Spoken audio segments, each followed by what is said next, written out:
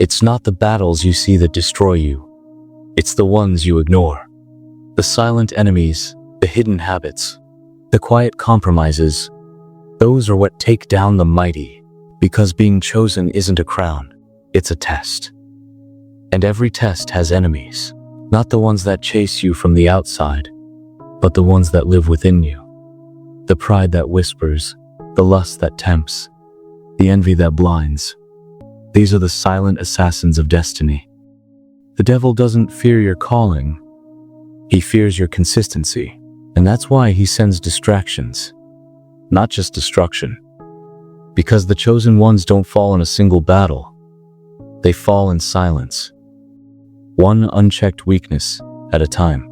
But today, the veil is being lifted. Today, you'll see the truth behind the traps designed to disqualify the calls. If you feel this stirring in your spirit, if something inside you knows this message is for you, stay with me. Because by the end of this video, you'll know exactly what has been standing between you and your destiny. Let's get started.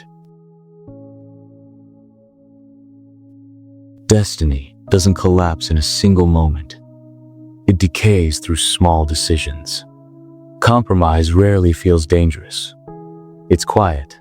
It starts as a whisper. Just this once. It's not that serious. But every just once becomes a thread. And soon, the entire fabric of purpose begins to tear. What makes compromise deadly is its disguise. It doesn't shout rebellion. It whispers convenience. It tells you that bending a little won't break you. But for the chosen ones, even small cracks can invite great collapse. When your life carries divine weight, even slight deviations carry heavy consequences. Think of a compass. A 1-degree shift might seem harmless at first, but walk long enough in that direction, and you'll end up miles away from your destination. That's what compromise does. It doesn't destroy instantly. It redirects slowly. The danger lies in what it teaches your spirit, that your standards can be flexible, your convictions negotiable, and your values conditional. And the moment your spirit accepts that, your authority begins to fade, because divine power thrives in purity, not in partial obedience. Throughout history, many great people lost more to compromise than to direct rebellion. They didn't deny their calling, they diluted it.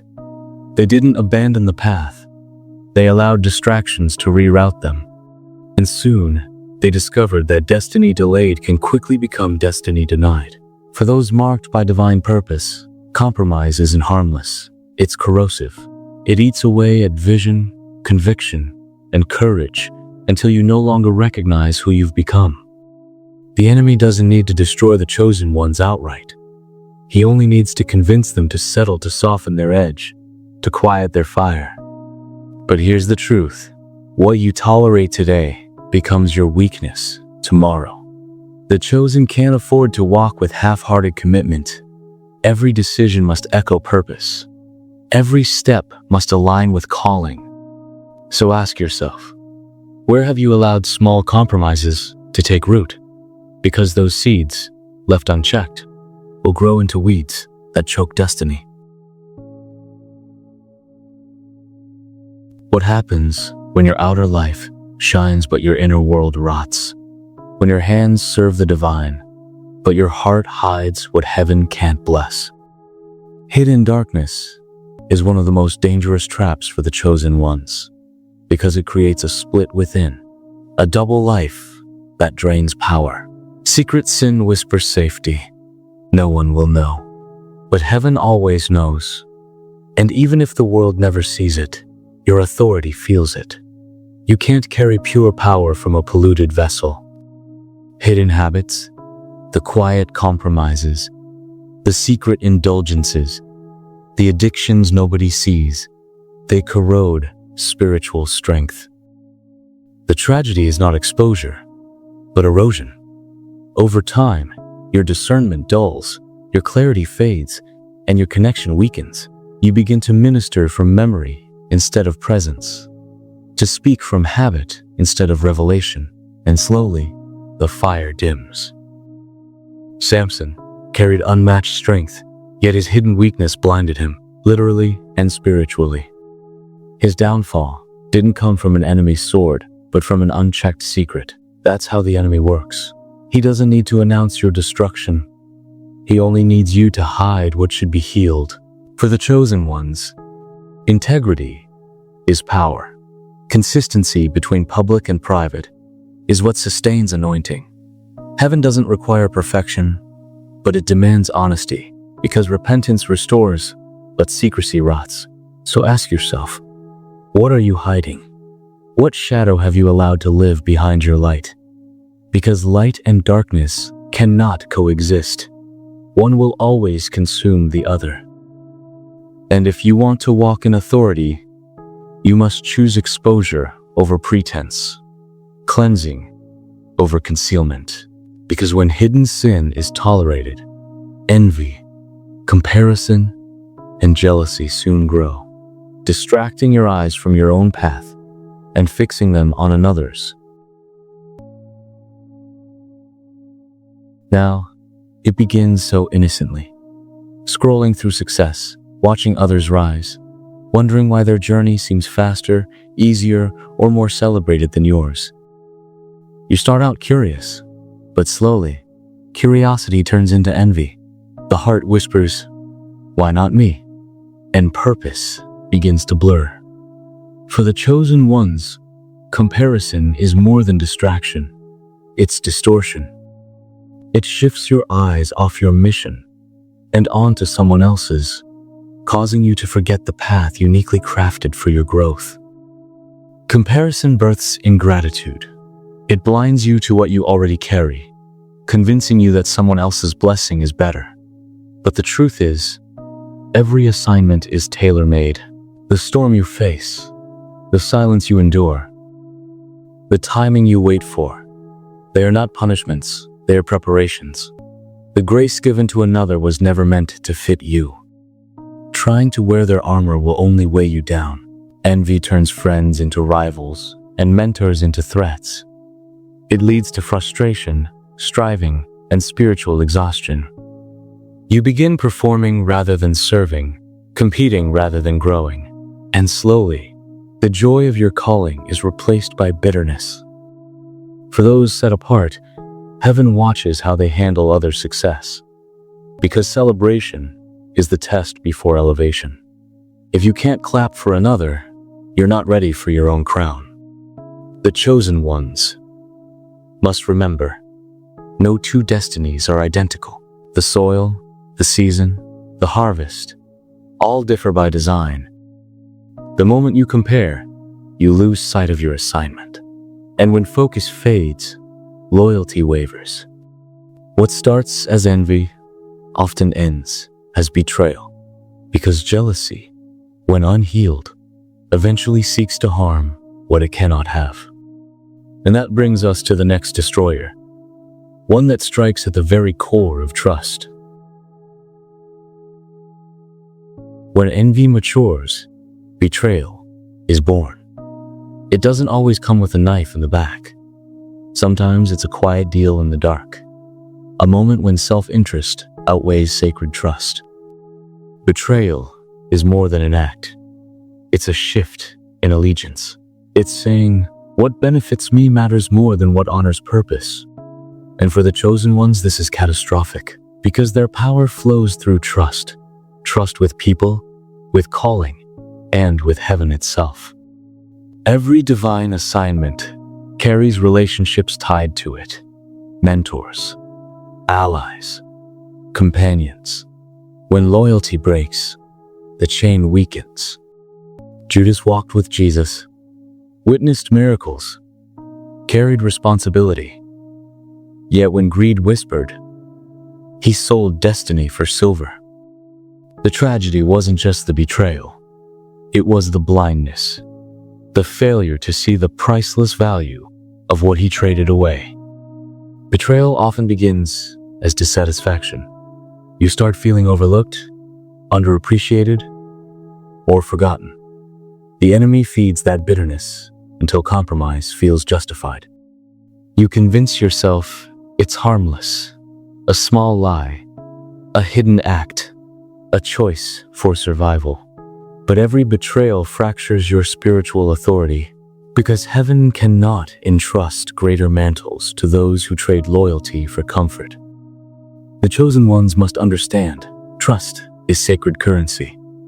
When broken, it bankrupts credibility. God doesn't require perfection, but He demands faithfulness. Betrayal may seem profitable in the moment, but its interest rate is deadly. It severs access to favor and forfeits future opportunities. And here's the hidden danger. Betrayal rarely ends with others. Eventually, it turns inward. You betray your own purpose. You start abandoning values, ignoring convictions, and selling out destiny piece by piece. And when betrayal becomes a pattern, it opens the door for a deeper, darker appetite, one that feeds on desire and devours discipline. After trust breaks, the heart becomes vulnerable.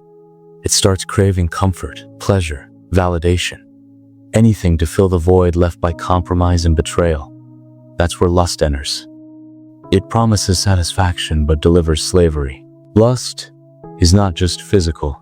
It's any desire that grows stronger than discipline.